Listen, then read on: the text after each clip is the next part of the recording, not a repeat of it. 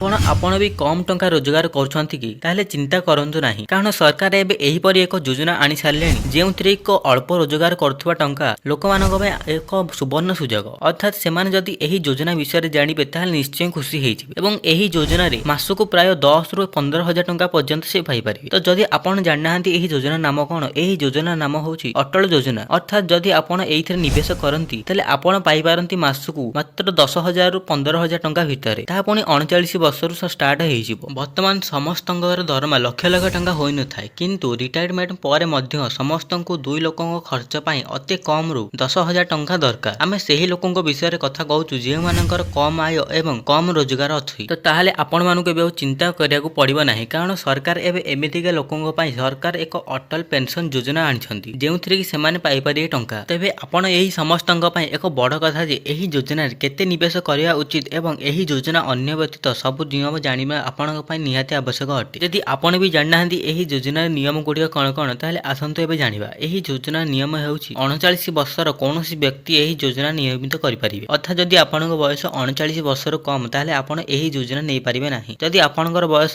ଏହା ଅନୁଯାୟୀ ହୋଇଥାଏ ତେବେ ଆପଣଙ୍କୁ ଏହାର ଲାଭ ସମ୍ପୂର୍ଣ୍ଣ ଭାବେ ଉଠାଇ ପାରିବେ। ଏହାର ସବୁଠାରୁ ବଡ ଲାଭ ହେଉଛି ଯେ ସ୍କିମ୍ ହେକ୍ଟର, ଅର୍ଥାତ୍ ଯାହାଙ୍କ ନାଁରେ ଏହି ସ୍କିମ୍ ଖୋଲାଯାଇଥାଏ ଯଦି ତାଙ୍କର ମୃତ୍ୟୁ ହୋଇଯାଏ ତାପରେ ତାଙ୍କ ଲୋକଙ୍କୁ ଅର୍ଥାତ୍ ତାଙ୍କ ପରିବାର ଲୋକଙ୍କୁ ଏହି ଟଙ୍କା ପେନସନ ଯୋଜନାରେ 1,000, 2,000, 3,000, 4,000 ଟଙ୍କା ଏବଂ 5,000 ଟଙ୍କା ପର୍ଯ୍ୟନ୍ତ ଗ୍ୟାରେଣ୍ଟି ମାସକୁ ଏହା ମିଳିବ। 1,000 ଟଙ୍କା ଠାରୁ 5,000 ଟଙ୍କା ପର୍ଯ୍ୟନ୍ତ ପ୍ରତି ମାସରେ ଦରମା ପାଇଁ ଏହାର ସବୁଠାରୁ ବଡ ଲାଭ ହେଉଥାଏ ଯେ ସ୍କିମ୍ ହେକ୍ଟର ହଠାତ୍ ମୃତ୍ୟୁ ହୋଇଗଲା ପରେ ପରିବାର ଲୋକଙ୍କୁ ଏହାର ଲାଭ ମିଳିଥାଏ। ଏହି ସ୍କିମ୍ ଅନୁଯାୟୀ ଆପଣଙ୍କୁ 3 ମାସ, 6 ମାସ କିମ୍ବା ବର୍ଷ ଶେଷରେ 5,000 ପେନସନ ପାଇଁ ମାସିକ 376 ଟଙ୍କା ଦେବାକୁ ପଡିବ। ଯଦି ଆପଣ 2 ଲୋକ ଏହି ସ୍କିମ୍ ଦ୍ୱାରା ତେବେ ଆପଣଙ୍କୁ ମାସକୁ 752 ଟଙ୍କା ଏହିଭଳି ଆପଣଙ୍କ ପୁରା ବର୍ଷରେ 9,024 ଟଙ୍କା ନିବେଶ କରନ୍ତି। ଏହି ବଦଳରେ ଆପଣଙ୍କୁ ରିଟାୟାରମେଣ୍ଟ ପରେ 10,000 ମାସିକ ପେନସନ ଟଙ୍କା ମିଳିବ। କି ଆପଣ ବି ଚାହୁଁଛନ୍ତି ଏହି ଟଙ୍କା କିପରି ଆପଣ ନିବେଶ କରି ଭିଡିଓ ଦେଖିବା ପାଇଁ ଚାହୁଁଛନ୍ତି ତାହେଲେ କମେଣ୍ଟ କରି ନିଶ୍ଚୟ ବତାଇବେ।